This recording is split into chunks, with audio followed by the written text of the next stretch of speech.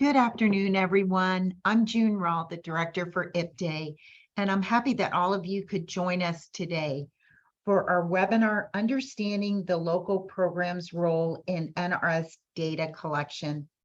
Today's webinar is facilitated by Yolanda Flores and Ariel Pachokas from Lorenzo Walker Technical College. Today, they're going to share some tips and strategies on how we can improve our NRS data with some great outcomes. Before we get started, I will remind you of some housekeeping reminders. Today's webinar is recorded and you are all in listen-only mode. I hope you do have some questions throughout the webinar. If you could just pop them in the Q&A option that's on your screen, we'll all three be monitoring those throughout the webinar and answering them as they come up. Today's presentation is also on the IPDAY website if you want the PowerPoint and the handbook that goes along with it. So Ariel, Yolanda, I'm going to turn it over to you and let's get started. Okay, wonderful. Thank you so much, June, for inviting Ariel and me to talk about one of our favorite subjects, and that's data. For those of you that have joined us from the state of Florida, last month, the Florida Department of Education sent the local adult education providers their 21-22 NRS data. So this is a perfect time to revisit and if you have not had an opportunity yet to look at your outcomes from last year, a perfect time to look at those outcomes and see how you did last year compared to previous years. And then what is it that you need to work on in order to improve those outcomes? Because there's always room for improvement. Remember, when the end goal is 100%, we all want to get there. And if we're not there, that means that there's opportunity for our programs to continue to do better in providing outcomes, but ultimately in serving our adult education students. For those of you that are not familiar with the NRS, that's the National Reporting System, and it's for federally funded adult education programs. So if you are a sponsor or if you have an adult ed program that receives APLA dollars, then there's NRS data that's involved. And the reason for that is because at the federal level, since those are federal dollars that are given to us, they need to have a way to understand how well we are doing in meeting the outcomes established by WIOA, right? So in order to do that, we have to understand what's our role is in the NRS data collection. And then finally, how is it that we can use that data for managing our programs and for improvement? Every year, the National Reporting System publishes a report card. So if you're ever interested in looking at how your state is doing compared to other states, you are able to go to the National Reporting System's website and actually look at the data from a state perspective, right? Which is also important. But more important is you need to understand your data. And I'm just going to chime in real quick because Yolanda mentioned a couple of things. And if you're not sure where to find your NRS data, one of the things, since we're already talked about it, is reach out to your program director, reach out to your reports coordinator for your district, or in the worst case scenario, reach out to the Department of Education because they're the ones that submit that data. As you're looking at and reflecting on these two outcomes today that we're going to be focusing, one of the pieces I like to plant the seed on early is that always be considering, is there anywhere within your processes, our processes, that we may be missing an opportunity to report data that may be negatively impacting what you're really doing within your programs. So that's that piece.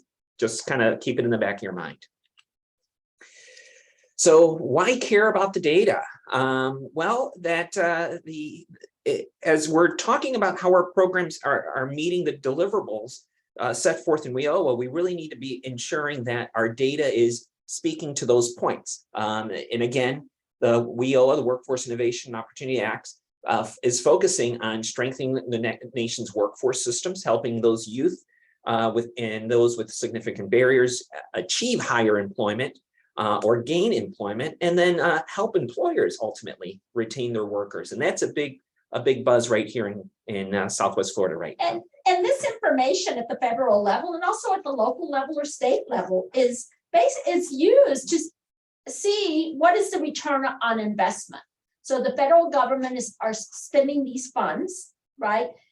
Going through the state and then down to us. They want to see what is the return on investment. Are they getting the outcomes? So the data is shared with legislators, community individuals, and other interested parties. So anytime that we're requesting additional funding, these are critical points for us to use as a reason why we should get more funding.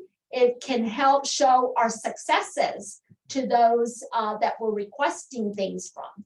And as we're competing for the same dollars. So as we're competing for those dollars, we want to keep in mind that what are our talking points for those? So as we continue, why care about it? So what does this data really tell us? Well, it tells us who's attending our program, our enrollment, how long they're attending for. And we see that with our post-testing. And at the end of the day, it also, what progress are they making, what those measurable skill gains. And when we're talking about enrollment, and as we're touching upon this, a critical piece is to identify those students, understand who is a participant. And it's basically those individuals enrolled in the Adult Education and Family Literacy Act programs who have completed at least 12 hours. So just a basic piece. And what are those 12, those programs? There's only 5 of them.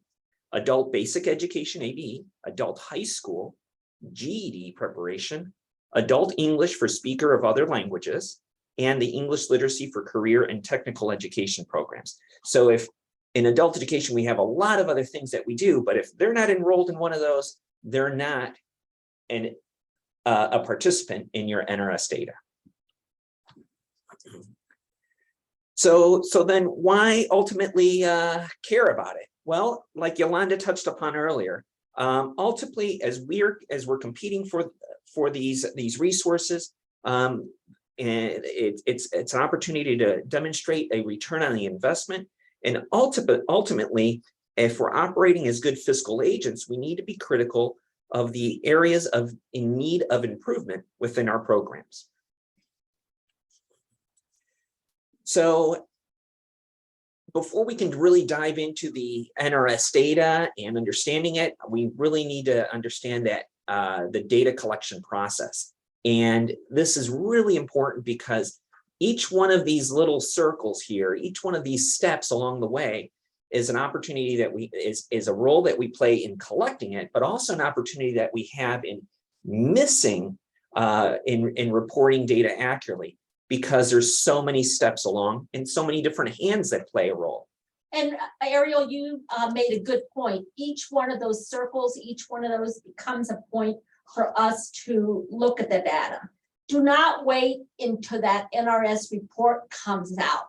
By then, sometimes it's a little bit too late to really make impactful changes for the following year. So along the way, from that teacher, is that teacher recording their attendance correctly? Are the test scores being reported correctly? If you're not reviewing that data along the way, you need to start doing that.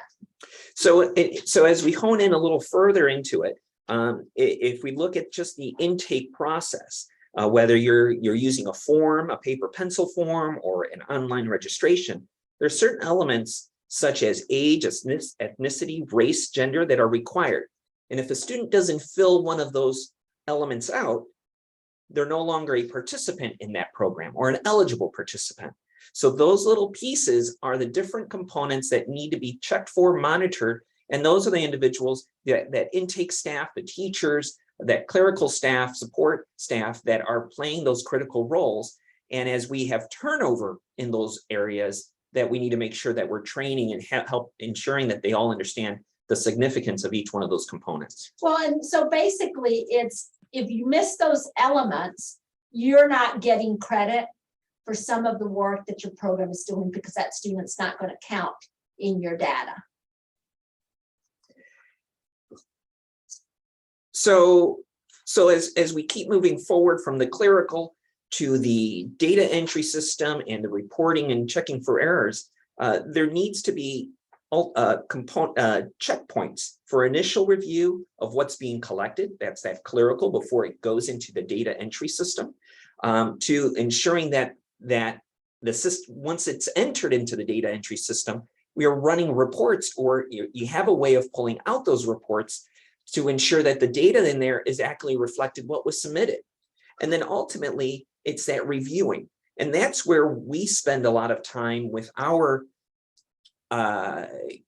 site coordinators, our administrators here as a team, and even as with our data team, to really dive deep into it. What do I mean by that? Well, we bring our team together and we provide them reports where we're asking them to look at the number of students that started on day one through the most current day that we're reviewing. We provide them with a summary of each student with the hours, post-test dates, gains made. And we're doing that because they know their programs best. They know the number of students that they should have on their rosters. And they're able then to peel away the pieces that from a large program site perspective, you might not be able to drill down enough. So it requires all of those different individuals to really be able to see, did we capture everything that we needed to? Who are we missing? And what follow-up steps do we need to ensure are taken so that we capture as much of the data accurately as possible? And when I'm talking about that data, I'm also talking about the post-testing of the students and the accurately reporting of that post-testing information. And as Ariel mentioned, that team effort is really critical because as program people, we know our students, we know our programs, but we need to be working alongside our data people. And I know that programs are of different sizes. For larger districts, you have report coordinators, you have whole departments dedicated to the collection of data. There's other programs that are small, that it's pretty much a one person doing everything. Whatever your system is, however you're set up, the critical thing is for you to be able to have the ability to run reports that you're able to review. So if you don't have those in place, I would recommend that you reach out to the data people within your institution and ask for that assistance. I know here in Collier County years ago, before our current student data management system that we use, Focus, we didn't have that ability to run some of the reports that we do now. But now, almost instantaneously, I can see how we're doing in terms of our enrollment, our post-test rate, and our student gains. So again, that reviewing those reports and having access to those reports are critical. And like I mentioned before, we're doing this as a team. So when we're reviewing our student data, we're looking at about 2,400 students, and we're mining each one of them to make sure that it's not missed. But that's not a job for one person or one support staff member. That's really a collective whole. So at this point, we haven't even submitted our data. However, we know exactly where we stand as a program, as a site, and even with our teachers, and which students have been missed, so that we can follow up and clean up some of that data before it's submitted.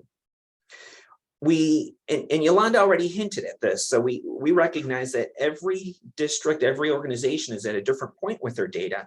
And so there's there might be different opportunities or different challenges that exist.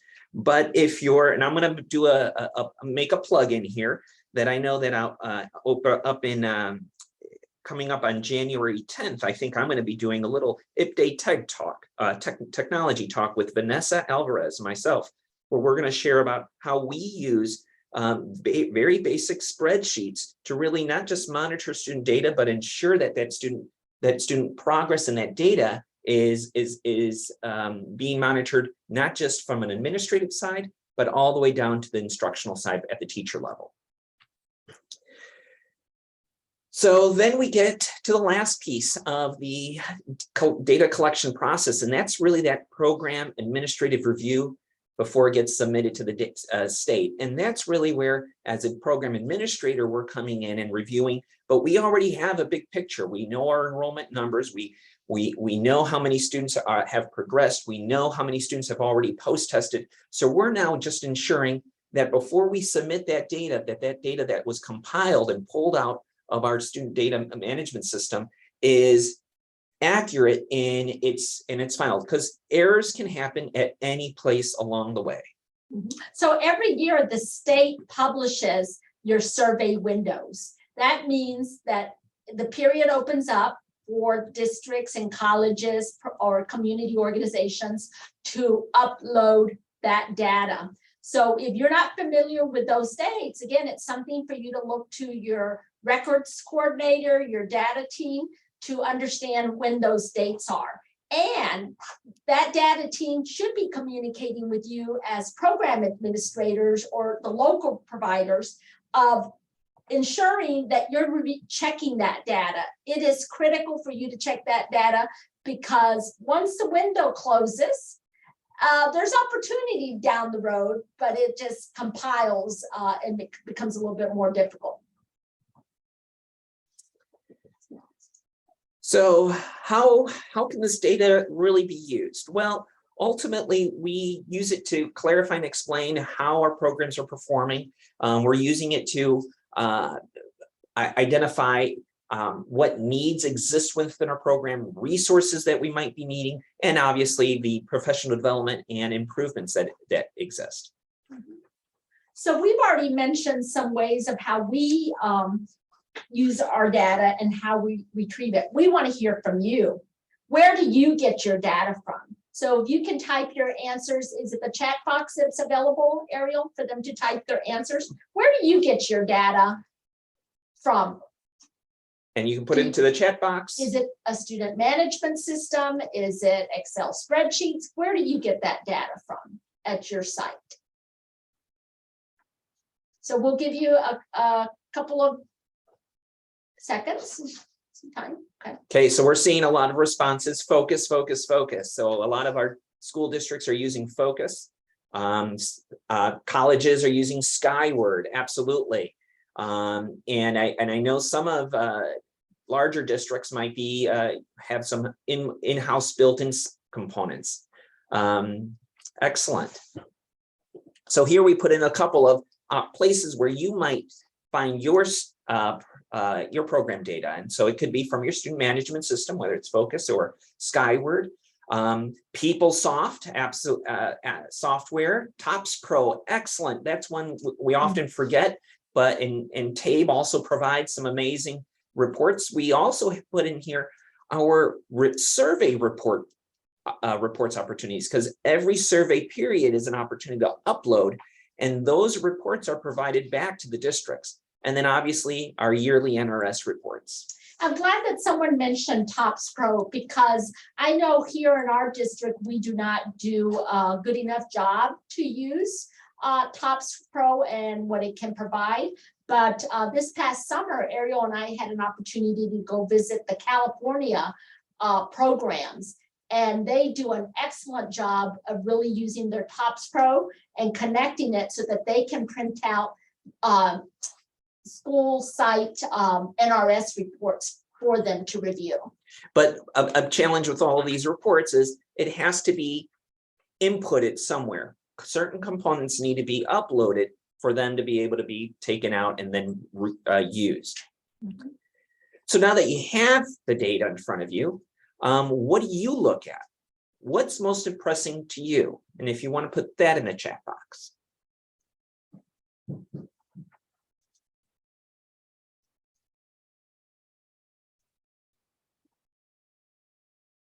So I'm seeing already some responses of enrollment, participation, attendance,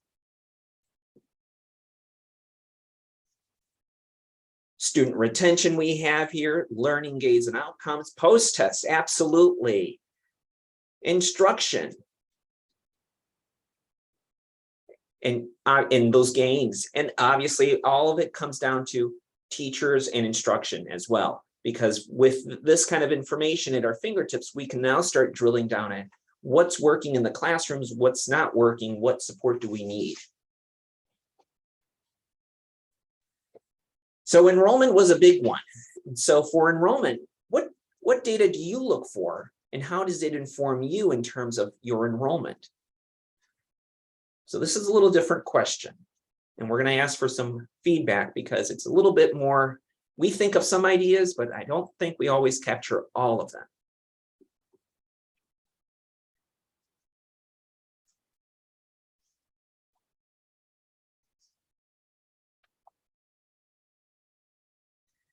So over the past couple of years, we've seen, especially after the pandemic, we saw a huge decline, or during the pandemic, a huge decline in enrollment with our students.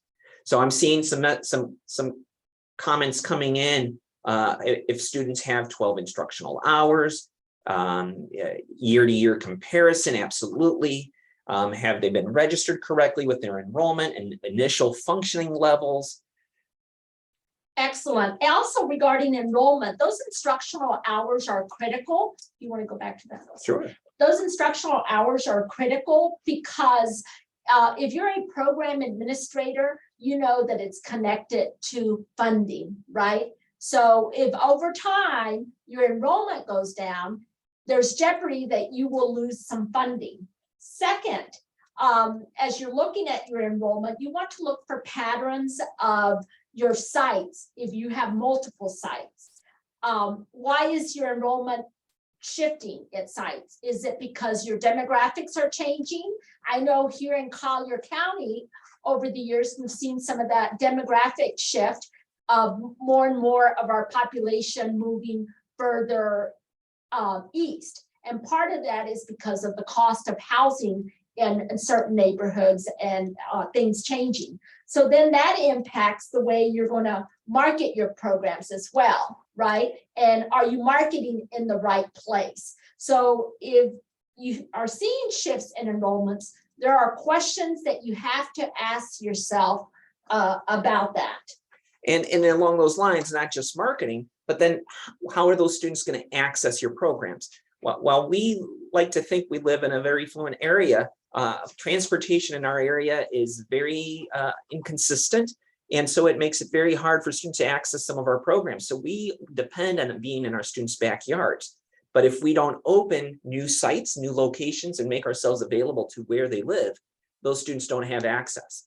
One of the other pieces that we're looking a lot at our enrollment data is our enrollment data is in terms of our students who are participating online also. Because since the pandemic, we've seen an increase. We've increased our offerings of our online programs, and we're seeing that our students' participation online is just as high, or not as high, but getting there to that point.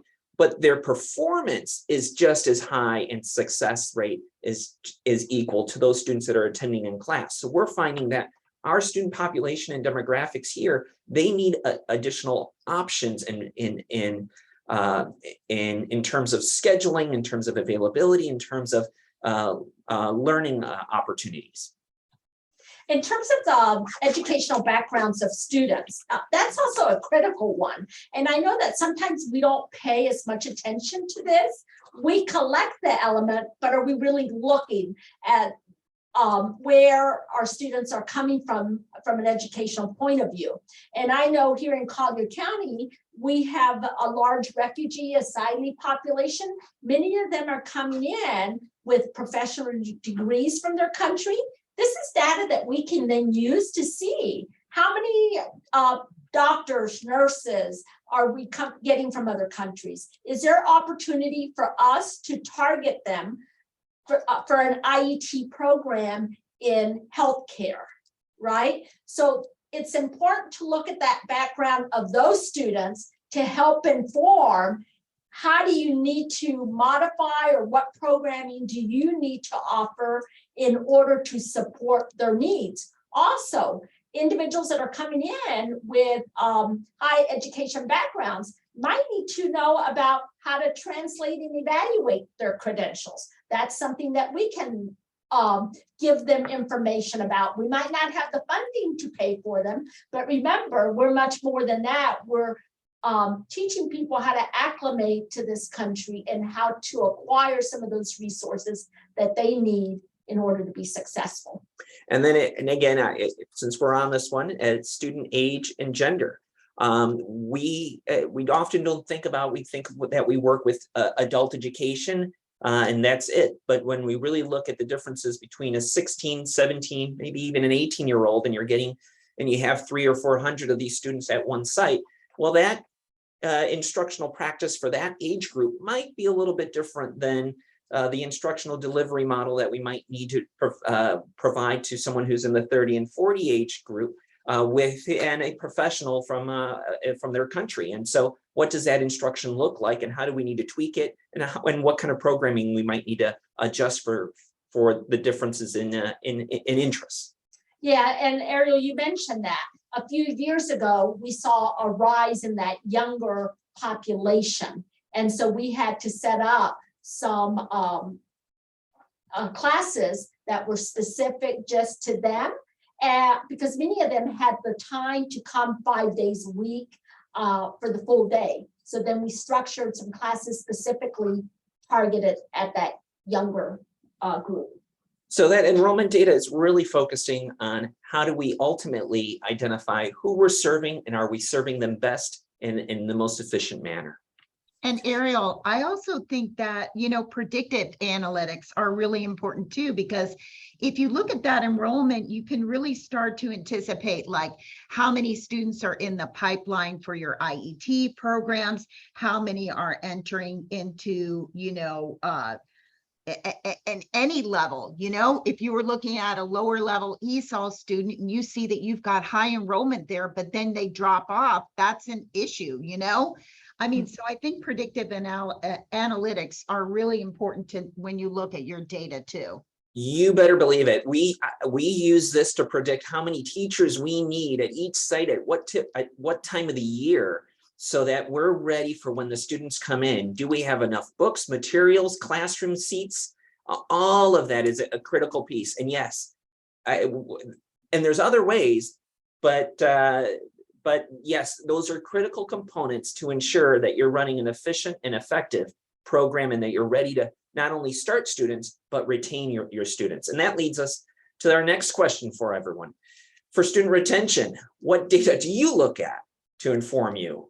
And we may have already mentioned a couple of these pieces. Let's see if we can get some responses there. What are you looking for when you're looking at that student retention?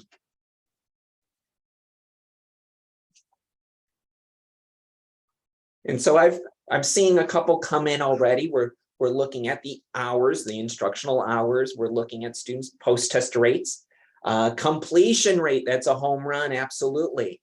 Because that's how we teacher performance. Absolutely. We know our students vote with their feet, that our teachers help them build those relationships to ensure that they stay. Absolutely. The other thing that we look at here in Collier County is, do we see trends of individuals leaving us at certain times of the year?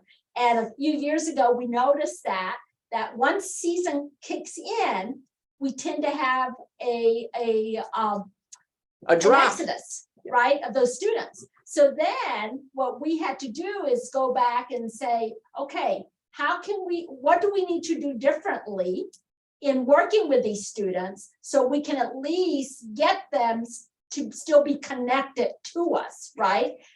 So it's then looking at high flex models, looking at making sure that we're communicating with students. If you're going to leave us, know that there's opportunity for you to still continue with us virtually, should you choose to, right? Providing those options as a result of that, because we want to retain those students. And then also, when you're looking at student retention data, so many times in the past, I hear from even staff within our programs, almost putting the burden of why students are dropping out on the students. And we know that students have busy lives, they have commitments, they have children, some of them have 2 or 3 jobs.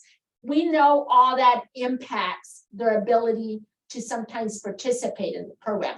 We can't do a lot about some of that. However, we need to focus on what we can do to provide that flexibility and focus on providing strong instruction, communication with the students, flexibility program options. Yeah, and that's and I'll piggyback off of that one because I think that's a big one that resonates with me often.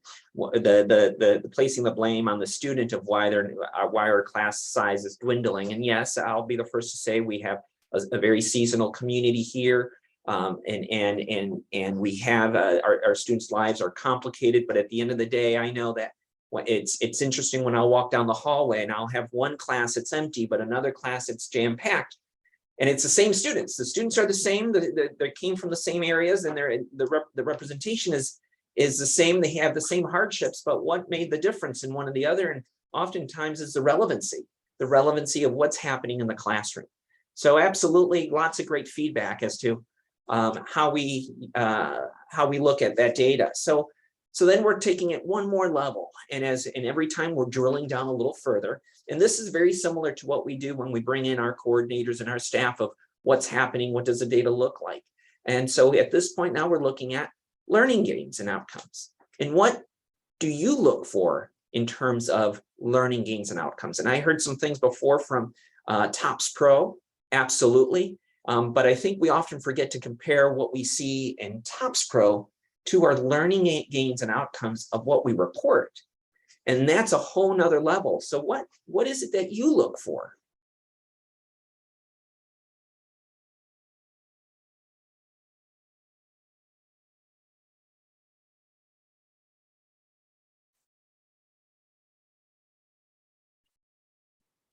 And because of time, I'm going to keep moving down, and I'm starting to see a couple. We're looking at LCPs, absolutely.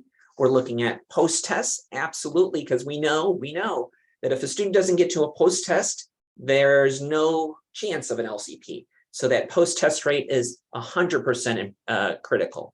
Their functional levels. That's interesting. That's when we run our reports and to ask our staff to kind of review.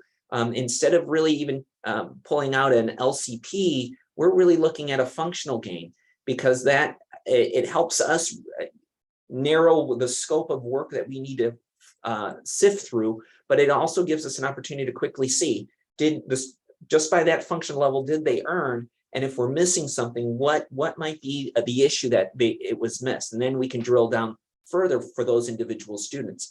We see here student gains, we see student progression, achievement outcomes. Someone just entered completion, and then student transitioning to post-secondary or employment.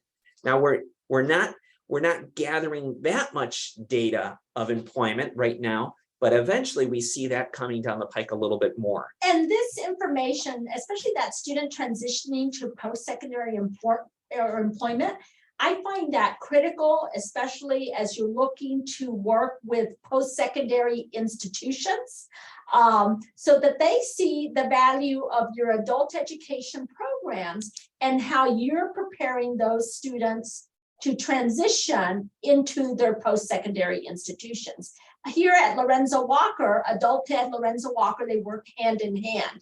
In looking at our data for our post-secondary career and technical education programs, what we have noticed that over the years, there's been an increase of students that have been in adult education making that transition over into the CTE programs.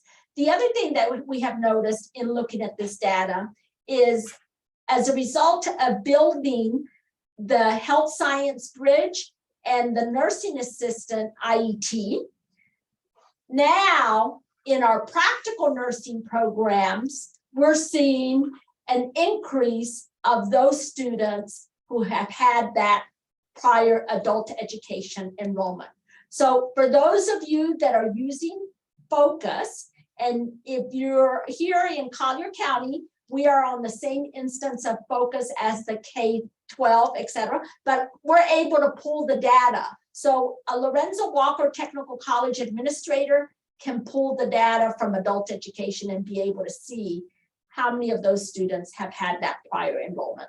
And as we're talking about the students transitioning with employment, you might not be doing it now, but as you're doing more with IET, I guarantee you will be doing more as you're ensuring the completion rates of those students going into completing IET and advancing into either post-secondary or, just as important, employment opportunities. So then in terms of teacher and instruction, what data do you look for and how does it inform you?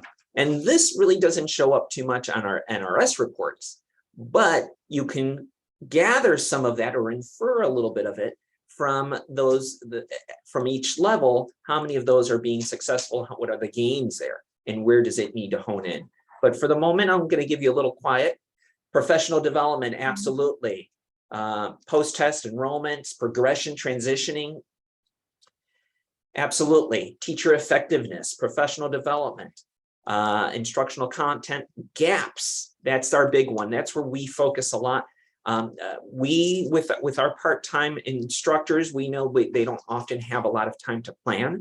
So we create content for them, that instructional content that is focused on those gaps that we can identify from either our TOPS reports, from either our student feedback, from our teachers' feedback, and from what we see on their post-tests. So that gives us an opportunity to really hone in that instruction and support our teachers. And then I have to always do a shout out. If you haven't been using it as a form of data, that you always have the IPDA individualized student success plans or student plans as a form of data in monitoring. Absolutely. So then we get into using data for accountability, and we kind of touched upon this earlier, and that yes, it's a key component. But I think at the end of the day, beyond it being a requirement that we have to, I think it's an opportunity for us to really assess how our programs are working, what areas are in need of improvement. Are we ultimately meeting the needs of our students? And then it's a talking point of the successes that your programs are doing to ensure you're meeting the needs of not just your students, but that of your workforce. And our state has negotiated performance standards with the National Reporting System. And then we as local providers also have those performance standards that we have to meet. So we all have to work together to achieve them. And if we're not achieving them, and even if we were achieving, we're never at 100%. Using data to improve program accountability is critical. For those of you that come from a K-12 background, like I have and have been a high school principal, in the state of Florida, every year we had to write a school improvement plan, right? We had to look at our school performance, our school, and write those plans. No different in the world of adult education. With or without that NRS data, you should be looking at your data and writing a school improvement plan in terms of where you would like to really hone in order to improve those student outcomes. However, if you don't meet those performance outcomes, then you are required to write an improvement plan in adult education. Ariel? So we've in the past had to write multiple improvement plans, and I, as much as I don't like writing an improvement plan because we didn't meet the measure, I enjoy the process that it gives in terms of looking at the data, identifying where the gaps are, coming up with an actionable step or steps in ensuring how we might move forward in the future. But then it doesn't end there. We're circling back and ensuring how do we put that plan into action and ensure that everybody has a key role in that process. and that it's communicated effectively. Mhm. So that jumps into our steps of an improvement plan. And it starts off with, do we have a team? It doesn't fall on one person. It is not your MIS team. It's not your data team. And it's not the proctor who did the testing. And it's not just the so-called the administrator, even though I take full ownership because I'm leading the ship. But it takes a matter of bringing everyone together. As we move forward with No, go ahead. Yep. Step 2, now we're looking at prioritizing those areas of improvement. We're identifying, do we have the resources? Do we have do we have the focus on the right issues? Are we addressing the correct issues? And I'm going to circle back to what I said earlier. Have we identified, have we looked at all the steps along the way to identify the opportunities that we're working hard, our teachers are working hard, resources are there, but data still doesn't seem to be changing? And is it that we forgot to select a checkbox on our reports before we submitted them to the state? So that's critical, that good data, right? Good data in, and you have things to look at because we all have limited resources. And so by having that data, it will have the biggest impact on your programs. So then we get to step 3, gather and select promising strategies. And where do we gather and select these? Well, from those individuals that we brought together to come up with that strategic plan. I'll be the first to say, I steal them. I steal them from other programs, other districts, colleges. I call across the state and ask who's doing what and how are you doing? How did you make that happen? What does your testing center look like? What does your data collection system look like? Who's entering that data? How are you simplifying? Can I have it, please? And then at the end of the day, it's also reaching a little bit further and experts in the field, potentially even outside of the state of Florida, because there are innovative things happening across the country. Regarding this particular one, Ariel, right now the state of Florida is engaged in regional collaboration. And I think this is part of that intent. How can we collectively work together to have some promising strategies in order to improve some of our outcomes for our region, right? So collectively, we're stronger together. Absolutely. And then we get into the step 4 of taking action. And that's that piece where, again, you have to take ownership. It can't happen on just one person, but we have to ensure there's a clear leadership, a clear direction, a vision of where we're going and what we're doing and why we're doing. I know that when we decided to make a huge shift, very big shift in our adult education program, and that was from going from an open entry program to a managed enrollment. It was a major shift, even from our teachers loved it, but mainly on our site coordinators and our intake staff, because the thought was we were hurting students by not allowing them to come in at any given time.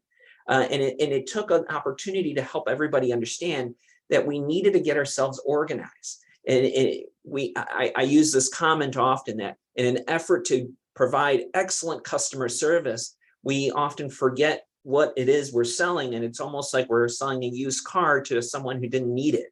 And that's no longer the role that we should be playing. Go ahead. Yeah, in addition, you have to clearly communicate that vision and help paint that picture to the staff of what it's going to look like once that change is implemented in order to get that buy-in. And so as Ariel was sharing that story, now if you were to ask those same staff members, all of them, I think 100% will say they will no longer go back to the old system of not having managed enrollment, because they see how that particular change has benefited instruction, has benefited the students. As a result, we have better outcomes. And we've tracked our data ever since we've gone from from open enrollment to managed enrollment. And we have seen huge increases in our outcomes. Specifically, it would be while we might be serving a few less students right now, or when we first did it, our instructional hours increase. So it's really looking at that specific data and honing in carefully of, are we really hurting, or are we really improving the outcomes that we're and the opportunities that we're providing to all of our students? And those instructional hours increasing shows that we're retaining the students longer. So they're staying with us. So in their own way, students are saying, we like those changes that you made. We're staying with you longer. And they're saying it through that data that we're looking at. That's how, because the data does not lie. So then we get into step 5, and that's promote that and nurture that change, because it's not something that we initiate and we walk away from. This is a big piece. It's a piece that we're constantly talking about. We're talking about everything from our post-testing to our student retention, and where are we missing opportunities, and what's coming up. And what we're trying to do is nurture that idea that as we're continuing to move forward, where are there opportunities for things to derail, for us to go back to our habits of what we've always have done, and miss the opportunity of moving that ship forward.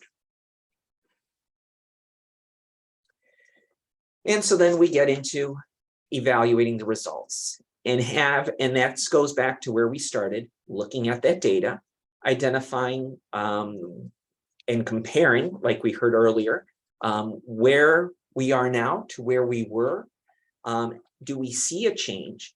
Is it making a difference? Where is it not making a difference? And what next steps do we need to ensure? And if it's not making a difference, why is it not making a difference?